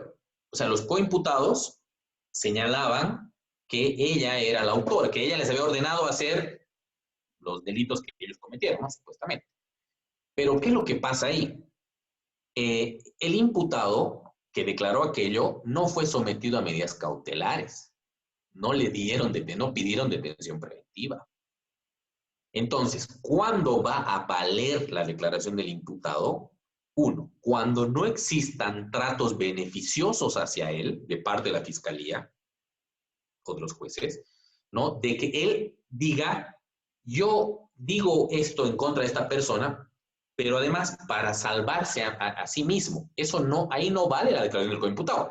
Señores, Se ha ido un abreviado de 1 año y declara contra mí. ¿Por qué? Porque 2, la declaración del coimputado tiene que estar respaldada sí o sí con prueba. No es suficiente su palabra. Testifical, documental, pericial. Así vale. Bueno, y en la etapa preparatoria tiene su validez, la declaración del coimputado, tiene su validez, porque ustedes saben que en la etapa preparatoria solamente necesito ciertos elementos que me hagan ver que puedo acusar. Ya para juicio, utilizar la declaración del coimputado tiene que ser realmente muy bien estudiada y ser muy bien sustentada en otras pruebas, porque solo con la declaración del coimputado no voy a tener suficiente prueba. Entonces, en Bolivia sí se admite la declaración del coimputado como elemento de prueba, pero siempre que no se pueda inferir que está declarando eso para salvarse a sí mismo, para ser beneficiado con un trato preferencial de parte del Ministerio Público, cuando cuente con prueba que acredite su versión.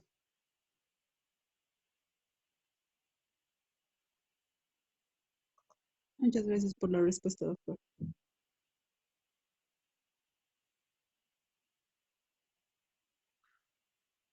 Tenemos la consulta del doctor Cerrudo. Nos dice, doctor, muy buenas noches. Permítame, por favor, para...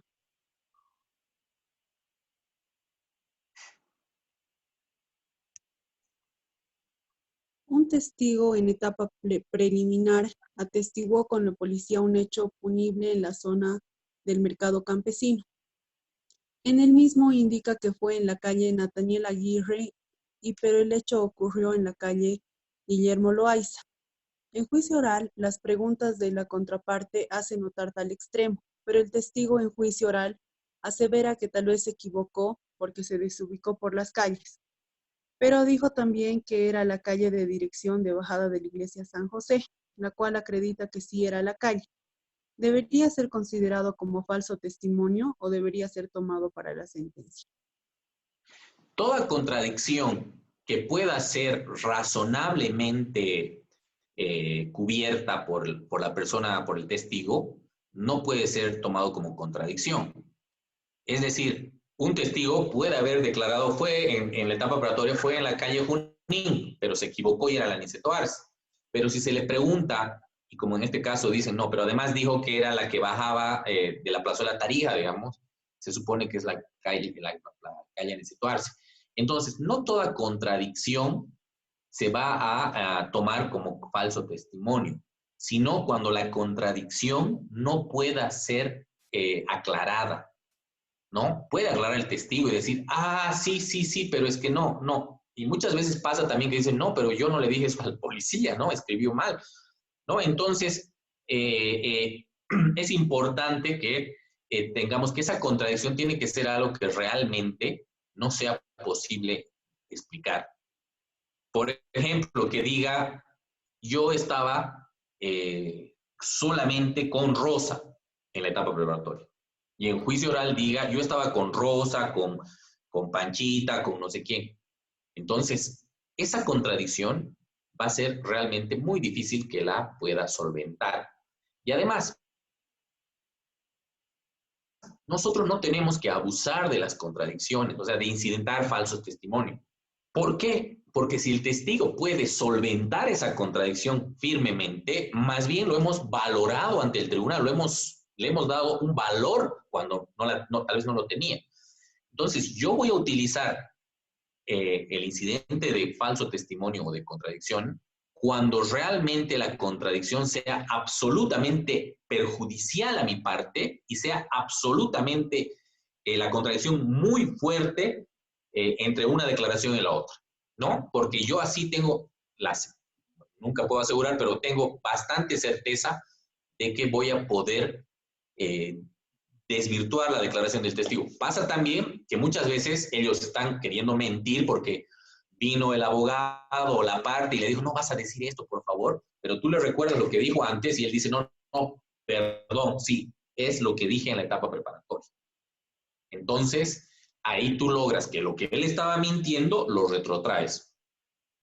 Esas son las cuestiones que no ve el cliente, que no se da cuenta el tribunal y que muchas veces sirven bastante para luego tener un buen resultado en un juicio.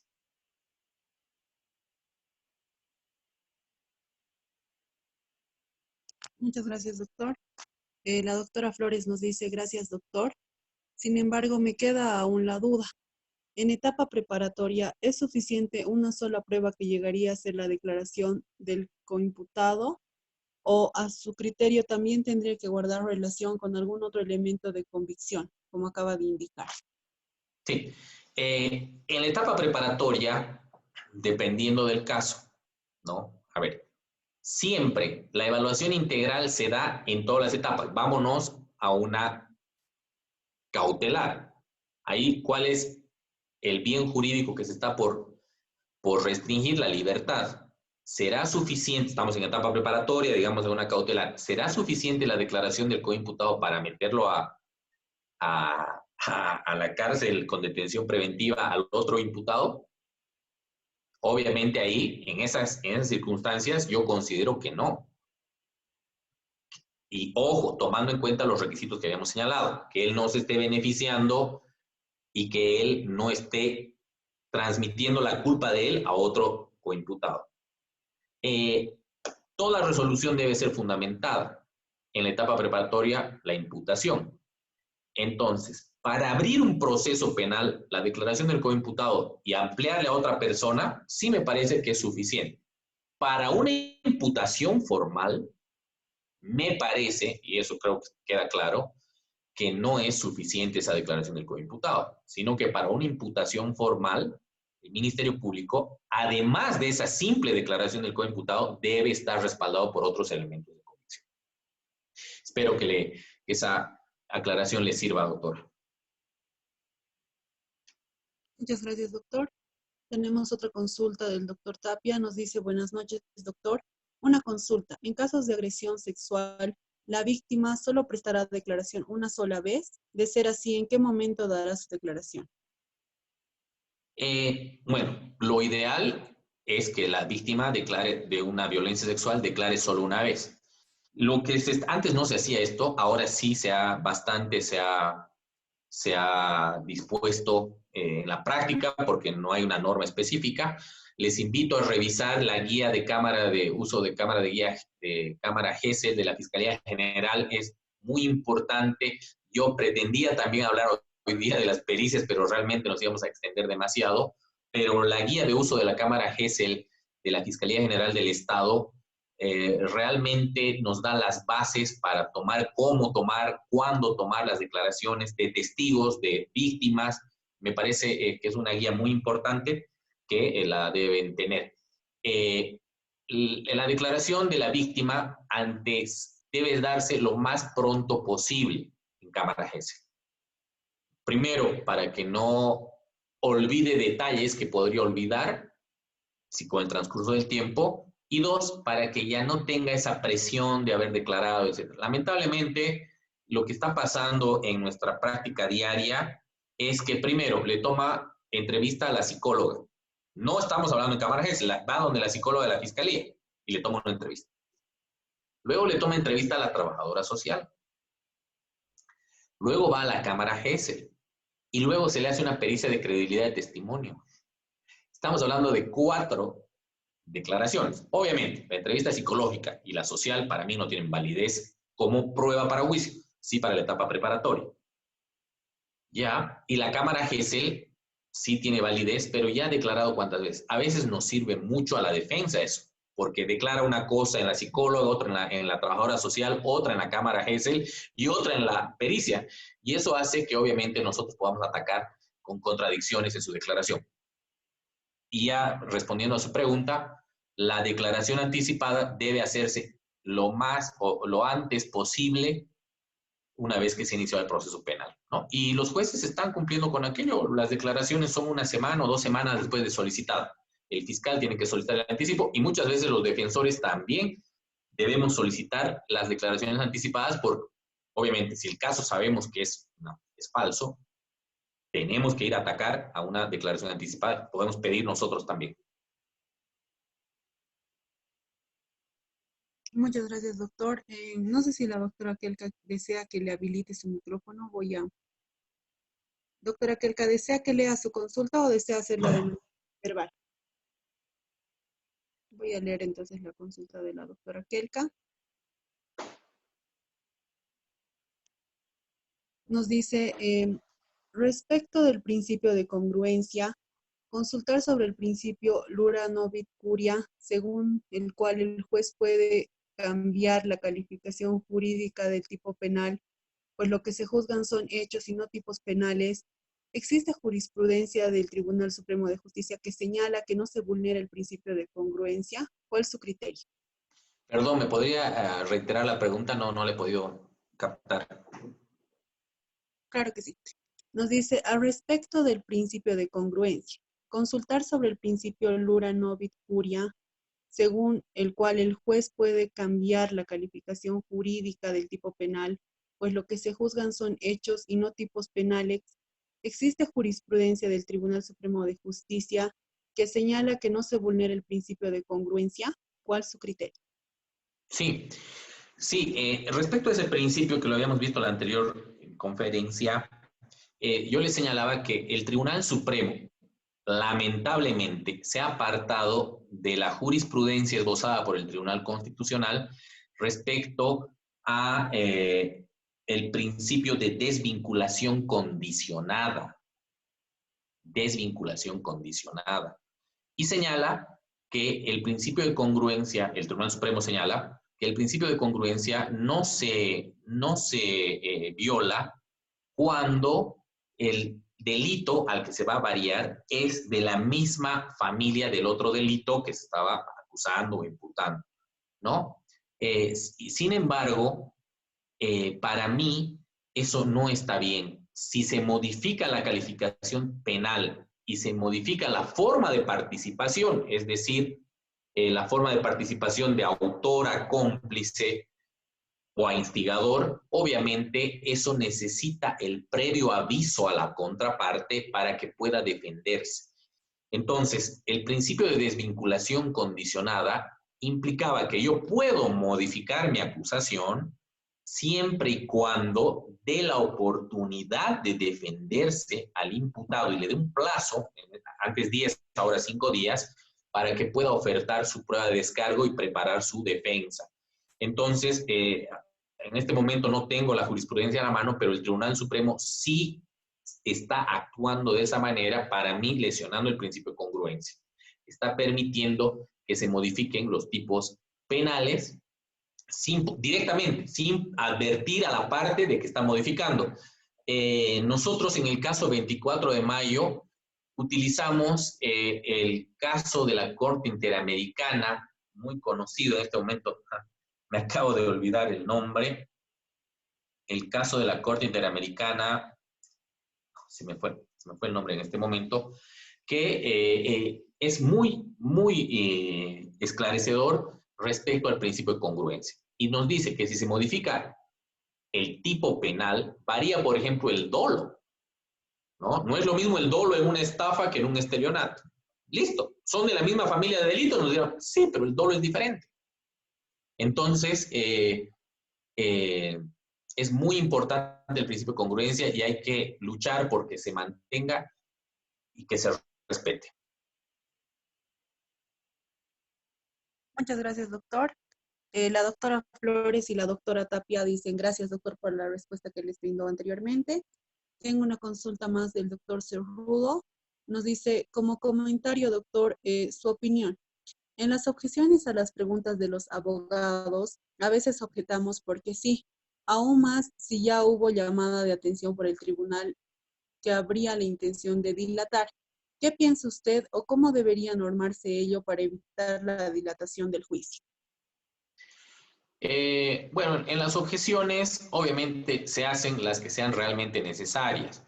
A veces una pregunta puede ser sugestiva, pero no hace daño, ¿entienden? O sea, el testigo ha referido que el auto era blanco y ahora el abogado le dice, el auto era blanco, dígame cuántas ruedas tenía. Entonces, esa pregunta no es necesario que la objetemos. Las preguntas las vamos a objetar cuando realmente nos hagan daño. Y bueno, el poder ordenador disciplinario del 339 del procedimiento penal hace que el juez pueda limitar esas preguntas. Sin embargo, nosotros tenemos que actuar siempre, si el juez es muy laxo y permite las preguntas, ¿no? Ante objeciones que no corresponden, pedir que ya no se las hagan y reclamar al tribunal de que imponga llamadas de atención, incluso lo multe, si es que continúa con esa actitud. Entonces nosotros, si el tribunal, a veces pasa, ¿no? Que el juez es muy buenito o que el tribunal es muy amplio y le deja consultar o objetar preguntas que no corresponden. Entonces nosotros tenemos que reclamar ese aspecto. Nosotros tenemos que ser los que dirijan al juez o tribunal en la posición que manda la ley. Muchas gracias, doctor. No sé si alguno de los participantes tiene alguna consulta más para el doctor Coronado.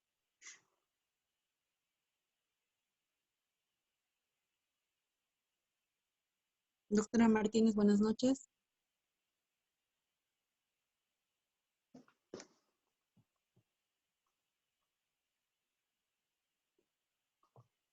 Nuevamente les recordamos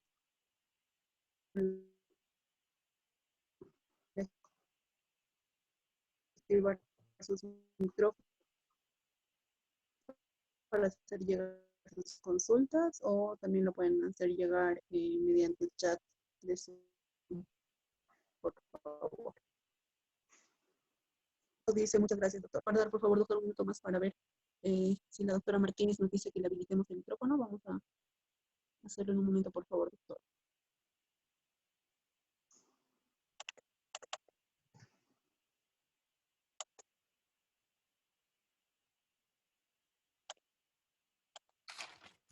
Doctora Martínez, buenas noches. Adelante, por favor. Buenas noches. Más que una consulta, quizá es necesario precisar en lo que el facilitador ha indicado. Por ejemplo, cuando habla de la plantilla de la teoría del caso. Esa plantilla de la teoría del caso considero que es muy importante, debido a que esa plantilla no solamente le puede servir al Ministerio Público, sino también y principalmente al abogado defensor, toda vez que cuando cita a algún testigo, ofrece en la prueba de descargo, ofrece a un testigo y en juicio se va a producir, se va a introducir su declaración. Esa declaración del testigo tiene que estar corroborada periféricamente, es decir, que tiene que ser congruente, coherente y corroborada con otros elementos de prueba. Muchas de las veces los abogados defensores se olvidan u omiten que esa declaración sea corroborada. Puede ser corroborada por la declaración de otros testigos o también por prueba documental, prueba pericial.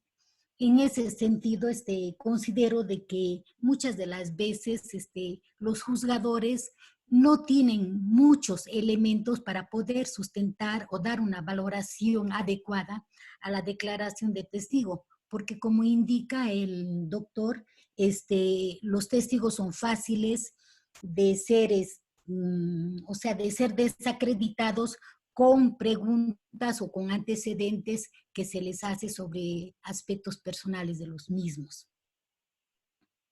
Sí, sí, claro, doctora, yo concuerdo plenamente que la plantilla de la teoría del caso es muy importante, no solo para los fiscales, sino también para los defensores, pero usted sabrá, a ver, yo veo a los fiscales tampoco tienen su plantilla, ¿no?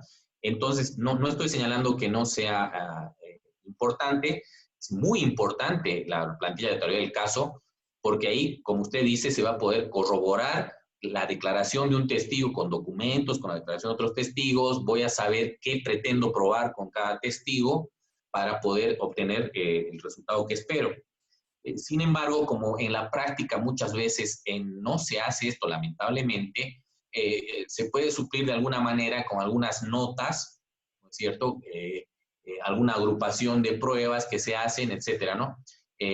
Yo particularmente lo que realizo es tener mi cuaderno de juicio, ¿no? Pruebas documentales de cargo, de descargo, la lista de testigos, las declaraciones tomadas en la etapa preparatoria, todos los testigos que se han tomado, y en base a eso anoto en la computadora qué pretendo acreditar con los testigos, unos punteos básicos, ¿no?, que se tienen.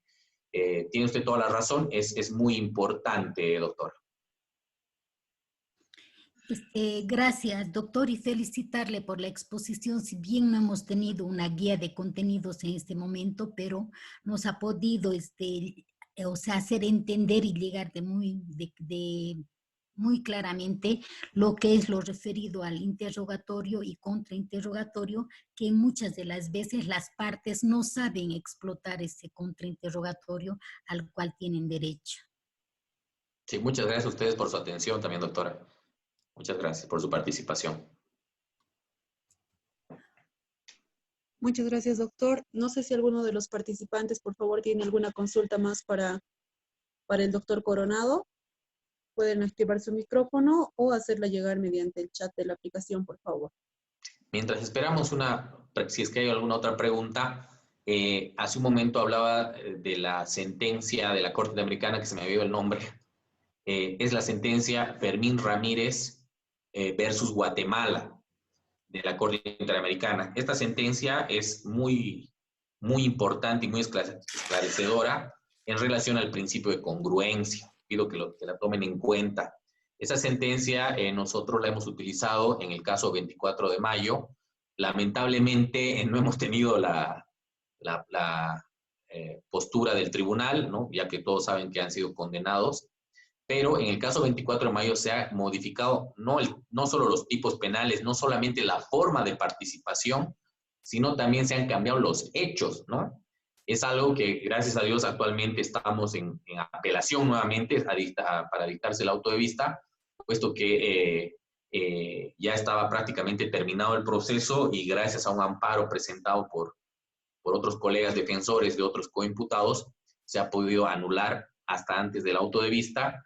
Y bueno, esperemos que las nuevas autoridades se pronuncien respetando el principio de congruencia. No se puede cambiar la modificación de la forma de participación. Si tú señalas que el delito se ha cometido por comisión, por omisión, no puedes luego decir que no, que era por acción, ¿no? Entonces, espero que se respete el principio de congruencia, en este caso, que lleva tantos años desarrollándose.